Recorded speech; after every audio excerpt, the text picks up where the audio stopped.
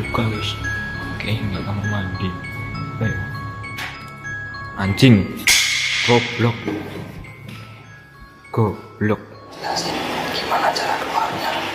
Tolong, ini tadi ketutup sendiri, guys.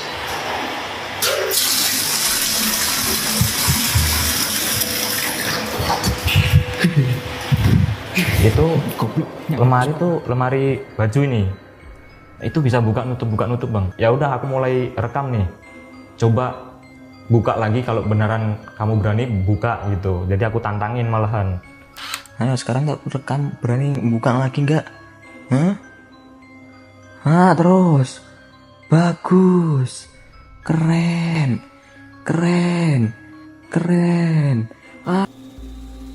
Ada rahasia yang bersembunyi di balik dinding-dinding tua sebuah kontrakan sederhana di tepi kota. Rahasia yang tidak pernah diungkapkan oleh siapapun, atau mungkin tidak dapat diungkapkan. Apakah itu hanya ilusi? Ataukah ada kekuatan lain yang mengamati setiap langkah kita dalam diam? Di saat lampu padam dan keheningan melingkupi, suara-suara aneh mulai terdengar, langkah kaki tanpa pemilik, pintu yang membuka sendiri, dan bisikan lirih yang seolah datang dari dimensi lain. Siapa yang berbisik? Mengapa mereka memilih tempat ini sebagai panggung mereka? Dan kenapa semua ini terjadi pada Raka, seorang pemuda biasa yang hanya ingin menyelesaikan magangnya dengan tenang? Simak cerita selengkapnya di Ada Horor? Awas jangan nonton sendirian. Di sebuah malam yang sunyi, seorang pemuda bernama Raka tiba di kota kecil di Jawa Tengah untuk menjalani magang sebagai syarat kelulusan kuliah. Ia datang dari Malang dengan beban pekerjaan dan harapan besar untuk meraih pengalaman berharga selama 6 bulan ke depan. Setelah berhari-hari mencari tempat tinggal murah namun bersih, akhirnya ia menemukan kontrakan sederhana 2 lantai di pinggir kota. Kontrakannya terletak di belakang sebuah pabrik tua yang sudah lama tak beroperasi, dikelilingi oleh sawah-sawah luas serta pepohonan rimbun. Ketika pertama kali melihat kontrakan tersebut, Raka merasa lega. Tempat itu tampak cukup nyaman bagi seorang diri, meski agak sepi, tapi harga sewanya sangat sesuai dengan isi dompet mahasiswa seperti dia. Ini bakal jadi rumahku selama beberapa bulan, gumamnya pelan, memandangi pintu kayu coklat tua yang terlihat kokoh meskipun sedikit lapuk dimakan waktu. Namun, ada satu hal aneh tentang kontrakan ini, tidak ada tetangga langsung di sebelah kanan atau kiri. Hanya ada bangunan kosong nan misterius di depan dan hamparan sawah di belakang. Paman Raka, Arman, pernah tinggal di daerah ini bertahun-tahun lalu dan memberikan rekomendasi kepada Raka. Tempatnya aman, bersih, dan murah, kata Arman saat mereka berbicara lewat telepon beberapa hari sebelum keberangkatan. Raka percaya sepenuhnya pada pamannya, meskipun dalam hati kecilnya, ia merasakan firasat aneh ketika melihat bayangan gedung pabrik tua yang suram dari jendela kamarnya. Hari pertama di kontrakan baru berjalan lancar tanpa gangguan berarti. Raka menghabiskan waktunya membersihkan ruangan, menata barang-barang, hingga tidur lebih awal karena kelelahan setelah perjalanan panjang. Ia merasa lega akhirnya bisa menemukan tempat tinggal yang murah namun cukup nyaman untuk 6 bulan ke depan. Namun, segalanya mulai berubah pada malam kedua. Ketika ia sedang fokus mengerjakan tugas magangnya di meja kerja, suara-suara aneh mulai terdengar dari arah luar. Awalnya, suara itu sangat halus, seperti gesekan logam pelan-pelan di antara angin malam yang berhembus masuk melalui celah-celah dinding tua. Raka mencoba mengabaikannya, mengira bahwa suara itu berasal dari tetangga yang mungkin sedang memindahkan meja atau kursi. Namun, ketika suara itu semakin keras, seperti tarikan logam kasar diselingi bunyi ketukan samar-samar, ia tidak bisa lagi menahan rasa penasarannya. Ia pun bangkit dari kursinya dan membuka pintu untuk memeriksa sekitar. Di luar, suasana begitu sunyi. Hanya ada pohon-pohon yang bergoyang pelan diterpa angin malam dan suara jangkrik yang bernyanyi riuh di sawah-sawah di belakang rumah. Tak ada siapapun di halaman atau di lorong sempit menuju dapur. Semua tampak normal, kecuali satu hal. Sapu yang semula bersandar di samping pintu kini tergeletak di lantai, seolah-olah seseorang telah menyenggolnya. Raka merasa ada sesuatu yang tidak beres, tapi ia mencoba menenangkan diri dengan berpikir bahwa mungkin angin malam yang kuat telah menjatuhkannya. Namun, ketika ia kembali ke mejanya, suara itu terdengar lagi, kali ini lebih jelas dan lebih keras. Bunyi ketukan itu datang dari arah dapur, seperti ada seseorang yang sedang memainkan sendok atau garpu di atas permukaan logam. Raka mencoba meyakinkan dirinya bahwa semua ini hanya imajinasinya atau mungkin efek lelah setelah seharian bekerja. Tapi dalam hati kecilnya, ia merasakan firasat buruk yang sulit dijelaskan. Ia memutuskan untuk merekam suara itu menggunakan ponselnya, berharap bisa menemukan penjelasan logis nanti. Ketika ia merekam, suara itu menjadi lebih intens. Bunyi ketukan kini diselingi oleh deritan kayu yang keras, seperti ada seseorang yang sedang menyeret kursi di atas lantai. Raka mencoba menahan nafasnya, berusaha mendengarkan dengan lebih jelas. Namun, ketika ia melihat layar ponselnya, ada sesuatu yang membuatnya bergidik. Di rekaman itu, selain suara ketukan, ada juga suara langkah kaki yang jelas-jelas tidak terdengar oleh telinganya saat itu. Raka mencoba berdiri dan pergi ke dapur untuk memeriksa apa yang terjadi. Ketika ia sampai di dapur, semuanya tampak normal. Piring-piring masih tersusun rapi di lemari, dan tidak ada tanda-tanda aktivitas yang mencurigakan. Namun, ketika ia hendak kembali ke meja kerjanya, lampu dapur tiba-tiba mati. Ruangan menjadi gelap gulita, hanya diterangi cahaya redup dari layar ponselnya. Jantung Raka berdebar kencang, dan ia merasa bulu kuduknya berdiri. Saat itulah ia mendengar suara lain, suara tangisan pelan yang berasal dari belakang tubuhnya. Ia berbalik dengan cepat, tapi tidak ada siapapun di sana. Tangisan itu terdengar semakin jelas, seperti suara seorang wanita yang sedang menangis dalam kesedihan mendalam. Raka merasa tubuhnya gemetar, dan ia mulai meragukan keputusannya untuk tinggal di kontrakan ini. Namun, ia mencoba bertahan, berusaha meyakinkan diri bahwa semuanya hanya ilusi atau efek kelelahan. Ketika ia kembali ke kamarnya, suara tangisan itu tiba-tiba berhenti. Namun, suasana tetap terasa mencekam. Udara di dalam ruangan terasa lebih dingin, dan ada aroma aneh yang menyengat, seperti bau kertas terbakar. Raka mencoba mengabaikannya dan kembali duduk di meja kerjanya, berharap bisa menyelesaikan tugasnya sebelum tidur. Namun, ketika ia melihat layar laptopnya, ia melihat sesuatu yang membuatnya terperanjat. Kursor mouse di layar bergerak sendiri, seolah-olah ada seseorang yang sedang mengendalikannya dari jarak jauh. Raka mencoba mengambil alih kontrol dengan menggerakkan mouse, tapi kursor tetap bergerak liar, membuka folder-folder di laptopnya tanpa izin. Ia merasa nafasnya tertahan, dan tubuhnya mulai berkeringat dingin. Ketika ia mencoba mematikan laptop, layar tiba-tiba menampilkan gambar hitam dengan tulisan putih besar yang berbunyi, "Jangan pergi." Raka merasa tubuhnya membeku. Ia tidak tahu harus berbuat apa. Pikirannya dipenuhi oleh pertanyaan-pertanyaan tanpa jawaban. Apakah benar-benar hanya angin? Atau apakah ada sesuatu di balik tembok-tembok ini yang diam-diam mengamati? Apakah ini ulah makhluk halus yang ingin mengusirnya? Atau mungkin ini hanya efek lelah dan stres? Namun, malam itu belum berakhir. Ketika ia mencoba menyalakan lampu di kamarnya, lampu tersebut tiba-tiba padam, meninggalkan ruangan dalam kegelapan total. Dalam kegelapan itu, ia mendengar suara bisikan pelan yang berasal dari sudut ruangan. Bisikan itu berbicara dalam bahasa yang tidak ia mengerti, tapi nada suaranya terdengar marah dan mengancam. Raka mencoba menyalakan senter di ponselnya, tapi baterainya tiba-tiba habis, seolah-olah ada sesuatu yang sedang menguras energinya. Dengan tubuh gemetar, ia mencoba meraba-raba jalan keluar menuju pintu. Namun, ketika ia membuka pintu, ia melihat sesosok bayangan putih berdiri di ujung lorong, membelakanginya. Bayangan itu tampak seperti seorang wanita dengan rambut panjang yang menutupi wajahnya. Raka mencoba memanggilnya, tapi tidak ada jawaban. Ketika ia melangkah maju untuk melihat lebih dekat, bayangan itu tiba-tiba menghilang, seolah-olah menembus dinding. Malam itu, Raka tidak bisa tidur. Ia duduk di tepi tempat tidurnya, memeluk lututnya erat-erat, dengan pikiran yang dipenuhi oleh ketakutan dan kebingungan. Ia tidak tahu apakah ia akan mampu bertahan di tempat ini selama 6 bulan ke depan. Namun, ia juga tidak tahu apakah ia memiliki pilihan lain. Kontrakan ini adalah satu-satunya tempat yang bisa ia sewa dengan harga murah, dan ia tidak bisa membiarkan ketakutannya menghalangi masa depannya. Namun, dalam hati kecilnya, ia merasa bahwa malam itu hanyalah permulaan dari sesuatu yang jauh lebih besar dan lebih mengerikan. Beberapa hari kemudian, Raka mulai menyadari bahwa ada sesuatu yang tidak biasa terjadi di kontrakan tersebut. Pada tengah malam, ketika ia sedang berkutat dengan tugas desain poster, lemari penyimpanan piring mendadak terbuka sendiri. Awalnya, Raka hanya menganggap itu angin atau mungkin engsel pintu lemari yang sudah rapuh dan mudah bergerak akibat getaran udara. Namun, ketika ia mencoba memeriksa lebih dekat, pintunya tiba-tiba tertutup keras tanpa sebab yang jelas. Raka bergidik. Ia mencoba menenangkan diri, meyakinkan bahwa semuanya hanya imajinasi atau efek kelelahan setelah seharian bekerja. Namun, Rasa penasarannya mulai mengambil alih. Saat jam menunjukkan pukul 2 pagi, Raka memutuskan untuk merekam peristiwa tersebut menggunakan ponselnya. Ia meletakkan kamera di atas meja kerjanya, memastikan lensa mengarah tepat ke lemari. Kalau ini benar-benar terjadi lagi, aku harus punya bukti, gumamnya pelan. Beberapa menit berlalu dalam keheningan total. Tidak ada suara apapun, bahkan angin sepoi-sepoi dari luar pun tak terdengar. Tapi, tiba-tiba, klik. Suara itu terdengar lagi, pelan, tapi pasti. Raka melihat dari balik layar ponselnya.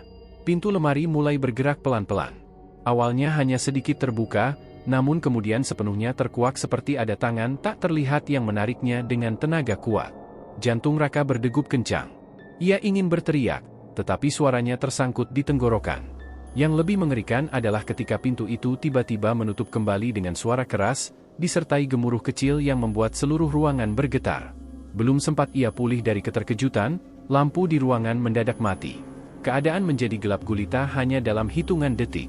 Layar ponsel Raka masih menyala, memberikan sedikit cahaya redup. Ketika ia mencoba memutar video yang baru saja direkam, apa yang ia lihat membuat tubuhnya membeku.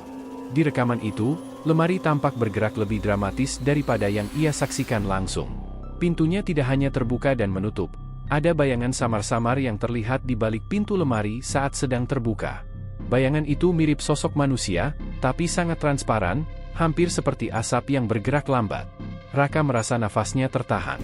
Tubuhnya gemetar hebat, tapi entah kenapa ia tidak bisa meninggalkan tempat itu.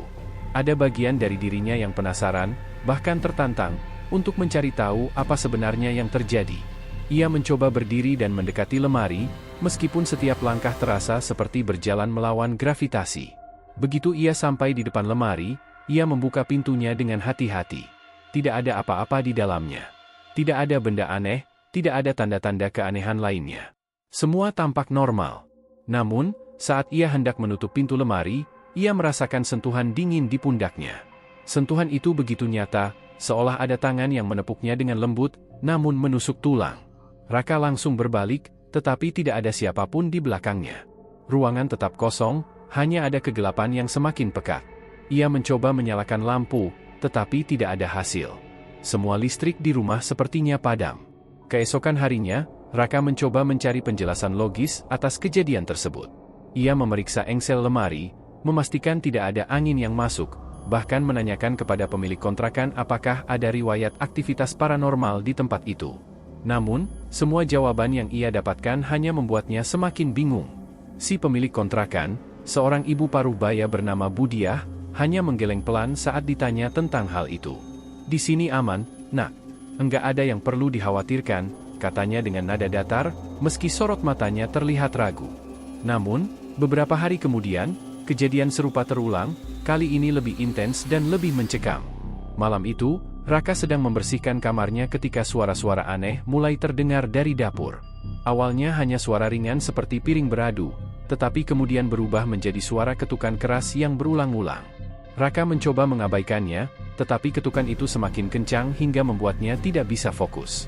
Saat ia memutuskan untuk memeriksa dapur, ia menemukan sesuatu yang membuat bulu kuduknya berdiri. Sapu yang sebelumnya ia letakkan di sudut dapur kini berdiri tegak di tengah ruangan, seolah digunakan oleh seseorang yang tidak terlihat. Sapu itu mulai bergerak sendiri, menyapu lantai dengan gerakan cepat dan kasar. Raka mundur selangkah demi selangkah, hingga akhirnya sapu itu terjatuh dengan bunyi keras. Namun, kejutan belum berakhir. Saat ia mencoba mengambil sapu itu, ia mendengar suara bisikan pelan di telinganya. Suara itu tidak jelas, tapi cukup membuatnya merinding. "Tinggalkan tempat ini," bisik suara itu, hampir seperti desisan. Raka berusaha mengabaikan perasaan takutnya. Ia mencoba mencari tahu lebih banyak tentang sejarah kontrakan tersebut. Setelah berbicara dengan tetangga, ia mengetahui bahwa tempat itu dulunya adalah lokasi pembuangan sampah, TPS. Beberapa orang bahkan menyebut bahwa pabrik tua di dekat kontrakan pernah menjadi tempat ritual rahasia. Meskipun skeptis, Raka mulai merasa ada hubungan antara kejadian-kejadian aneh itu dengan sejarah tempat tersebut. Seminggu setelah insiden lemari yang mengejutkan, malam-malam berikutnya semakin menegangkan. Raka mulai sering mendengar suara tangisan wanita di tengah malam, kadang diselingi tawa kecil yang membuat bulu kuduknya berdiri. Suatu malam, saat ia sedang tidur, ia tiba-tiba terbangun karena merasa ada seseorang di sisinya. Saat ia membuka mata, ia melihat sosok wanita cantik berambut panjang duduk di tepi ranjangnya. Wanita itu tersenyum padanya, lalu berkata dengan suara lembut, "Jangan pergi, tinggallah di sini bersamaku." Suaranya lembut namun membawa getaran aneh yang membuat tubuh Raka merinding. Raka terbangun dengan perasaan campur aduk antara takut dan bingung. Ia tidak tahu apakah itu mimpi atau kenyataan. Namun, satu hal yang ia yakini, tempat ini menyimpan rahasia besar yang belum terungkap. Dan ia harus mencari tahu apakah ia akan mampu bertahan di sana, ataukah harus meninggalkan segalanya sebelum terlambat. Namun, mimpi itu bukanlah akhir dari pengalaman misterius Raka. Malam-malam berikutnya, mimpi-mimpi serupa mulai datang lagi, kali ini dengan intensitas yang lebih kuat.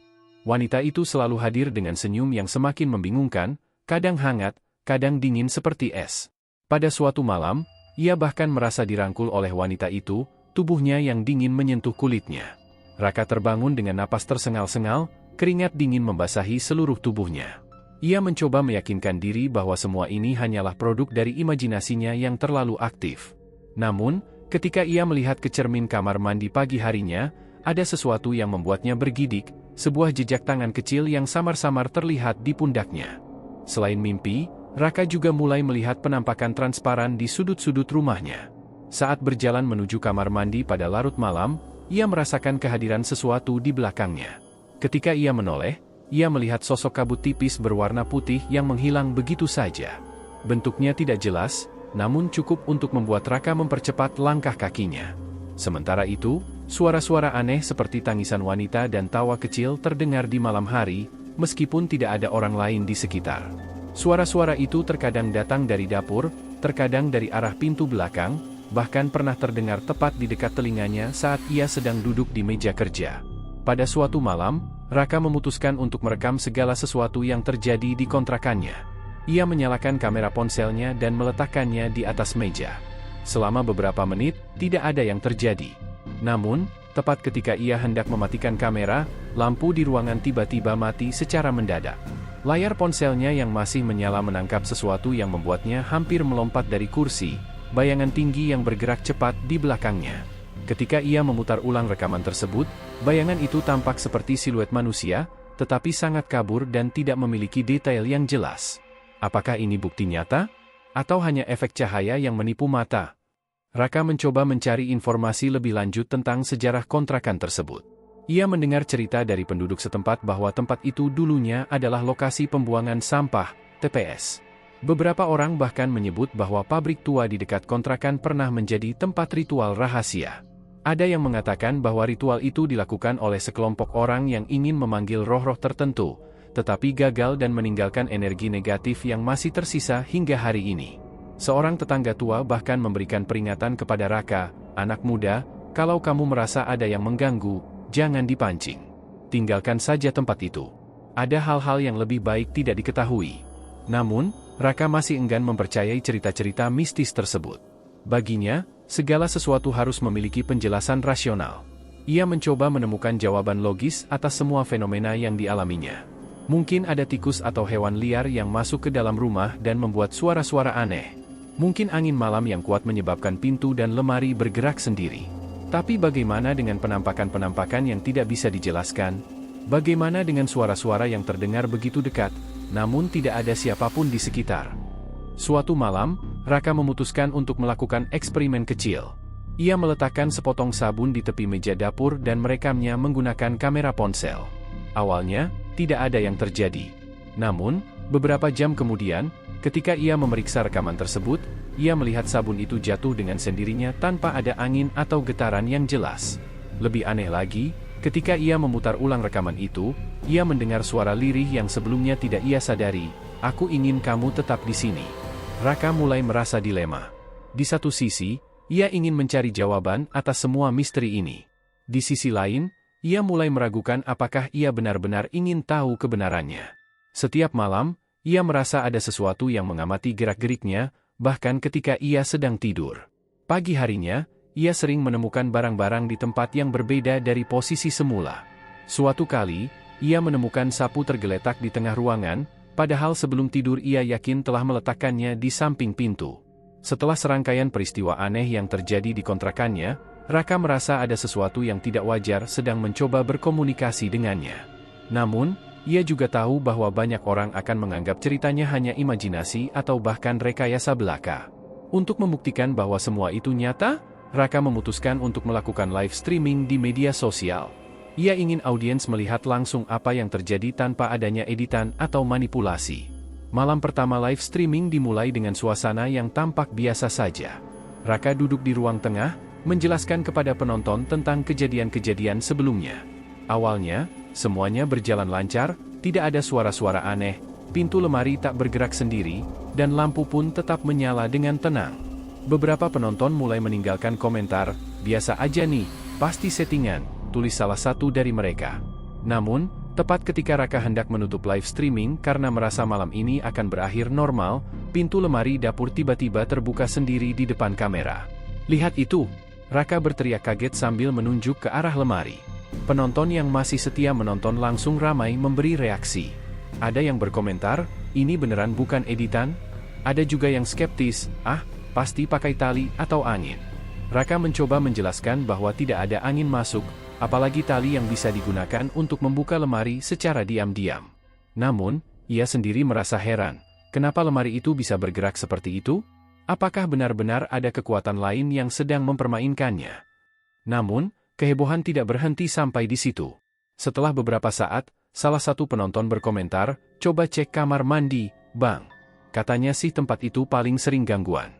Awalnya, Raka ragu-ragu. Ia sudah cukup lelah dengan semua kejadian malam itu, tapi ia juga merasa tertantang. Mungkin ini adalah kesempatan baginya untuk membuktikan kepada dunia bahwa apa yang ia alami benar-benar nyata. Dengan hati-hati, Raka memindahkan kameranya ke arah kamar mandi. Ketika ia membuka pintu kamar mandi, suasana langsung menjadi dingin, meskipun sebelumnya udara di dalam rumah terasa hangat. Kamera merekam jelas ketika Raka berdiri di depan cermin, menjelaskan kondisi kamar mandi yang tampak kosong dan aman. Tapi kemudian, sesuatu yang tak terduga terjadi. Pintu kamar mandi yang awalnya terbuka lebar tiba-tiba menutup dengan keras, membuat Raka tersentak mundur. "Apa-apaan ini?" teriaknya, suaranya gemetar. Penonton di layar langsung riuh memberikan reaksi. Banyak yang percaya, namun tak sedikit pula yang tetap meragukan keaslian kejadian tersebut. Raka mencoba menenangkan diri. Ia berusaha meyakinkan dirinya sendiri bahwa mungkin saja pintu itu tertutup karena angin atau kerusakan pada engsel. Namun, ketika ia berbalik untuk memeriksa cermin, ia melihat bayangan samar-samar di belakangnya, bayangan yang tidak terlihat ketika ia menghadap cermin. Sebelum ia sempat bereaksi, keran air di wastafel tiba-tiba menyala sendiri. Air mulai mengalir deras, padahal tidak ada yang menyentuhnya. Semua itu direkam jelas oleh kamera, membuat ribuan orang di dunia maya berspekulasi tentang apa yang sebenarnya terjadi. Beberapa penonton mulai panik, berkomentar, "Bang, cepat keluar dari sana." Sementara yang lain mencoba rasional, pasti ada sistem otomatis yang rusak. Namun, Raka tidak bisa berpikir logis lagi. Ia merasa ada kekuatan besar yang sedang mengamati setiap gerakannya. Saat ia mencoba mematikan keran, air justru semakin deras mengalir. Tangannya gemetar ketika ia menyadari bahwa suhu air yang mengalir itu sangat dingin, hampir seperti es. Di luar kamar mandi, suara-suara lain mulai terdengar, suara langkah kaki pelan-pelan mendekati pintu kamar mandi. Raka mencoba membuka pintu kamar mandi, namun entah kenapa pintunya terasa sangat berat, seolah ada sesuatu yang menahannya dari luar. Nafasnya mulai terengah-engah, dan jantungnya berdetak kencang. Ia berteriak meminta tolong, meskipun ia tahu tidak ada siapapun di luar sana yang bisa mendengarnya. Penonton di layar juga mulai panik, banyak yang meminta Raka untuk segera keluar dari kontrakan itu. Akhirnya, setelah beberapa detik yang terasa seperti berjam-jam, pintu kamar mandi terbuka dengan sendirinya. Raka segera berlari keluar menuju ruang tamu, tempat ia pertama kali memulai live streaming. Namun, ketika ia melihat layar ponselnya, ia menemukan sesuatu yang lebih menyeramkan. Di sudut layar, terlihat sosok transparan yang mirip dengan wanita berambut panjang, berdiri diam di belakangnya. Wanita itu tampak tersenyum tipis, seolah sedang mengejek ketakutan Raka. Penonton yang melihat rekaman tersebut langsung heboh. Beberapa orang mengaku melihat sosok itu dengan jelas, sementara yang lain merasa bulu roma mereka berdiri. Raka sendiri merasa semakin dilema. Di satu sisi, ia ingin mencari jawaban atas fenomena-fenomena tersebut.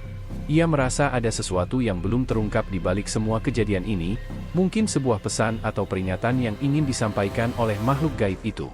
Namun, di sisi lain, ia mulai meragukan keputusannya untuk tetap tinggal di kontrakan itu. Apakah ini ujian mental? Ataukah ada kekuatan lain yang sedang mencoba mengusirnya? Setelah live streaming berakhir, Raka duduk termenung di ruang tamu. Ia merasa tubuhnya lemas, pikirannya dipenuhi oleh berbagai pertanyaan tanpa jawaban. Apakah ia harus pindah dari tempat ini? Ataukah ia harus tetap bertahan untuk mencari tahu lebih lanjut? Malam itu, Raka tidak bisa tidur.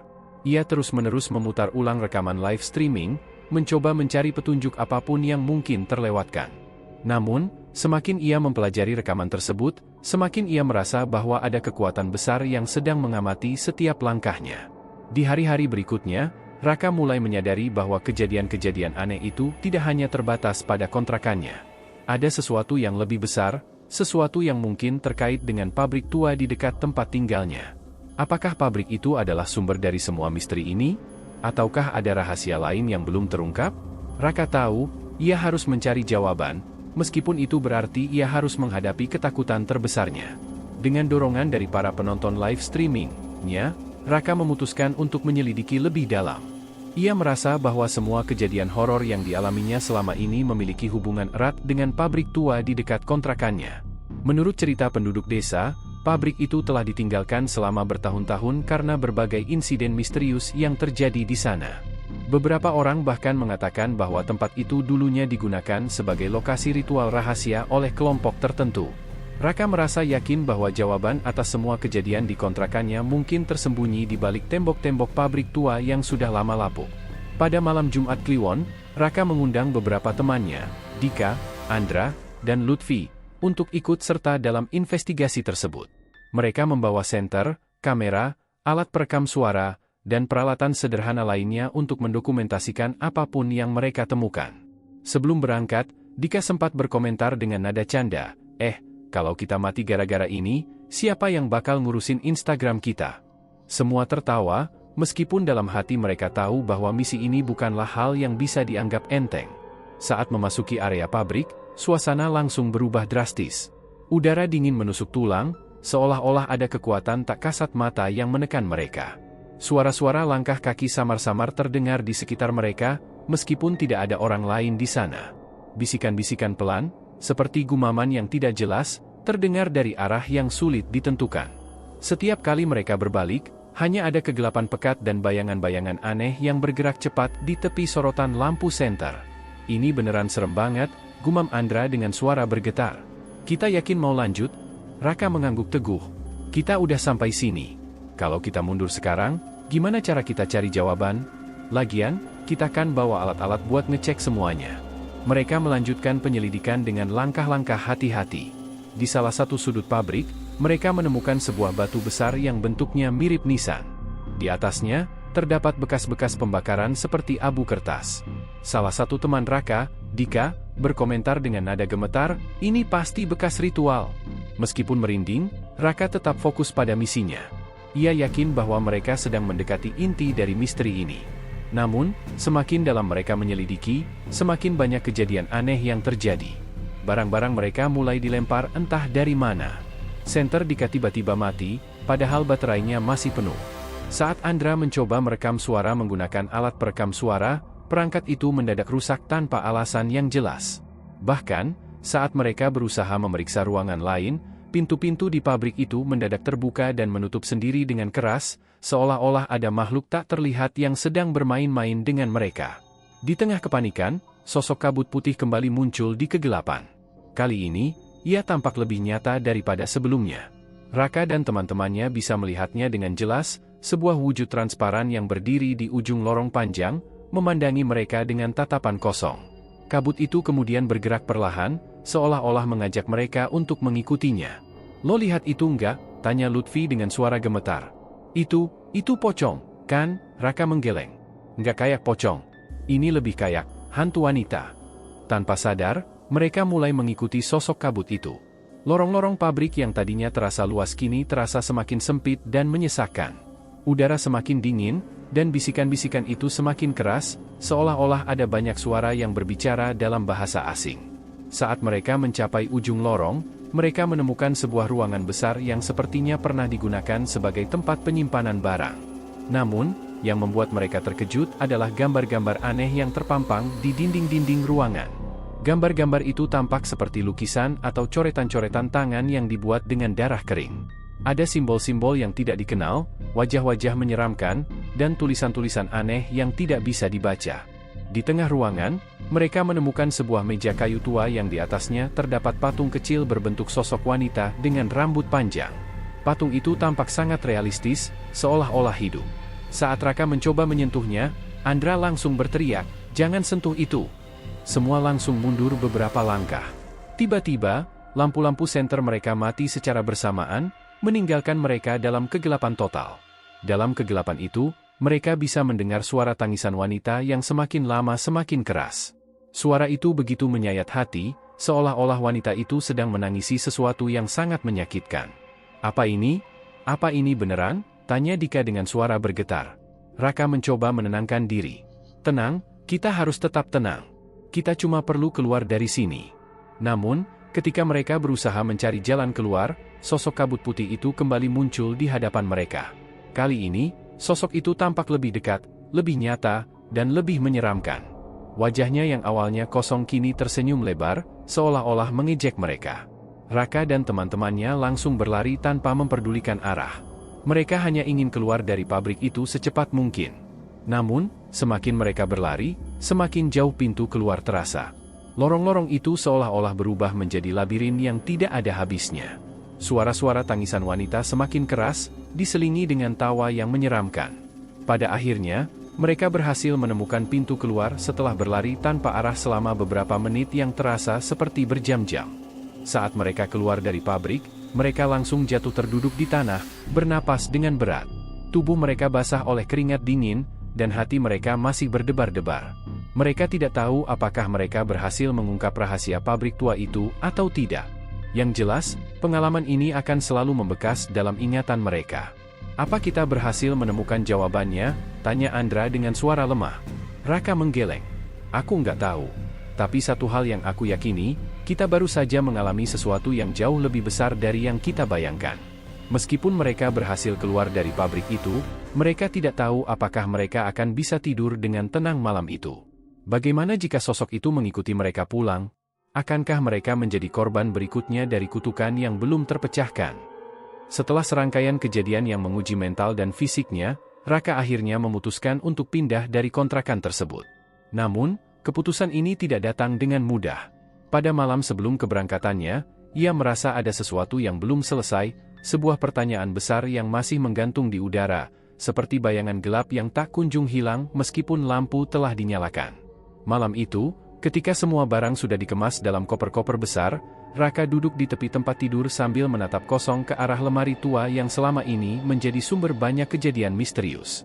Ia merasakan keheningan yang aneh, bukan hening damai, melainkan hening yang penuh tekanan, seolah-olah rumah itu sendiri sedang menahan napas. Tiba-tiba, suara-suara halus mulai terdengar lagi. Kali ini bukan sekadar suara ketukan atau barang-barang yang bergerak sendiri, tetapi bisikan-bisikan lembut yang sulit dimengerti. Beberapa kata terdengar samar-samar, "Tetaplah," atau mungkin, "Jangan pergi." Raka mencoba menenangkan dirinya. "Ini hanya sugesti," gumamnya pelan. Namun, semakin lama ia mendengarkan, semakin jelas bahwa suara itu berasal dari arah pintu kamar mandi. Dengan hati-hati, ia mengambil senter dan perlahan-lahan berjalan menuju sumber suara. Nafasnya tersengal, dan tangannya gemetar saat ia membuka pintu kamar mandi. Di dalam kamar mandi, ia menemukan cermin yang tertutup embun tebal, meskipun udara di luar sangat kering. Perlahan-lahan, embun itu mulai membentuk pola, seperti goresan tangan tak kasat mata. Pola itu membentuk sebuah kalimat singkat, "Aku di sini." Raka terhenyak mundur, nyaris menjatuhkan senternya. Ia ingin kabur, tapi rasa penasarannya lebih kuat daripada rasa takutnya. Ia memutuskan untuk merekam apa yang terjadi dengan ponselnya. Ketika ia mengarahkan kamera ke cermin, ia melihat sesuatu yang membuat bulu kuduknya berdiri tegak. Sosok wanita cantik berambut panjang dengan gaun putih panjang muncul di balik bahunya. Wanita itu tersenyum lembut, namun matanya tampak kosong, seperti dua lubang hitam tanpa dasar. Sebelum Raka sempat bereaksi, layar ponselnya mati secara mendadak.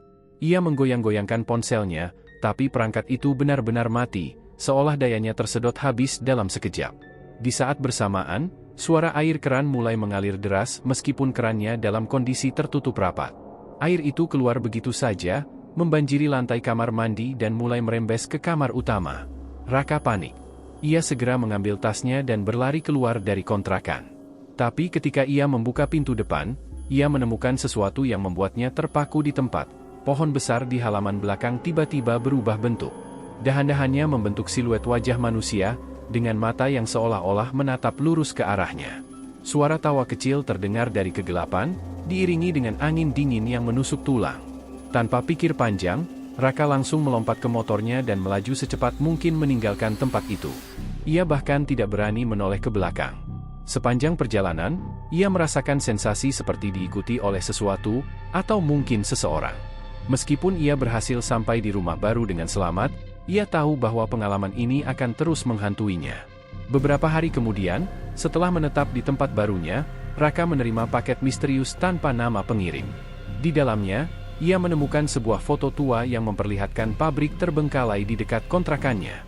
Di sudut foto itu, ada sosok wanita cantik berambut panjang dengan gaun putih yang sama persis dengan sosok yang ia lihat di cermin. Di bagian belakang foto, ada tulisan tangan yang menyebutkan, "Dia tidak akan pernah melepaskanmu." Raka bergidik ngeri.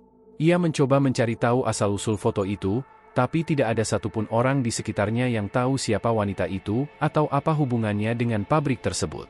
Semua informasi tentang pabrik itu juga terasa kabur, seolah-olah sengaja disembunyikan oleh waktu. Di malam-malam berikutnya, Raka mulai mengalami mimpi-mimpi aneh yang semakin intens. Dalam mimpi itu, ia selalu berada di pabrik tua yang gelap dan dingin. Wanita itu selalu ada di sana, mengajaknya masuk lebih dalam ke lorong-lorong yang terasa semakin sempit. Suaranya terdengar sayu, namun mengandung nada memerintah, "Ikuti aku akan menunjukkan jawabannya." Namun, setiap kali Raka mencoba melangkah lebih jauh, ia terbangun dengan nafas tersengal-sengal, tubuhnya basah oleh keringat dingin. Ia sadar bahwa wanita itu tidak akan membiarkannya pergi begitu saja. Ada rahasia besar yang disembunyikan di pabrik itu, rahasia yang mungkin tidak pernah dimaksudkan untuk diketahui manusia. Meskipun demikian, Raka tidak bisa melupakan pengalaman ini. Ia merasa ada bagian dari dirinya yang tertinggal di kontrakan itu, atau mungkin bahkan di pabrik tua itu. Apakah wanita itu benar-benar hantu? Atau apakah ia adalah manifestasi dari ketakutan dan rasa penasarannya sendiri? Pertanyaan-pertanyaan itu terus menghantui pikirannya, membuatnya bertanya-tanya apakah suatu hari nanti ia harus kembali untuk menyelesaikan apa yang belum selesai. Cerita ini tidak berakhir dengan lega, melainkan dengan pertanyaan-pertanyaan yang menggantung di udara, pertanyaan yang mungkin tidak akan pernah terjawab. Namun, satu hal yang pasti, pengalaman ini telah mengubah Raka untuk selamanya. Ia belajar untuk menghormati batas-batas yang tidak terlihat, sekaligus menyadari bahwa dunia ini penuh dengan misteri yang tidak selalu bisa dijelaskan oleh logika semata. Dan di suatu malam yang sunyi, ketika ia tengah duduk di kamar barunya, ia mendengar suara halus dari kejauhan, suara yang sangat familiar, seperti bisikan lembut yang pernah ia dengar di kontrakan itu. "Kamu tidak bisa lari." Akhirnya, Raka menutup matanya erat-erat, berharap bahwa suara itu hanya imajinasinya. Namun, dalam hati kecilnya, ia tahu bahwa ini belum berakhir. Jika kamu suka dengan cerita-cerita seru seperti ini, jangan lupa untuk like, subscribe, dan tekan tombol loncengnya agar kamu tidak ketinggalan cerita-cerita lainnya yang lebih menegangkan. Jangan lupa untuk share video ini ke teman-temanmu, agar lebih banyak orang yang bisa menikmati kisah misteri dan horor seperti ini. Terima kasih sudah menonton.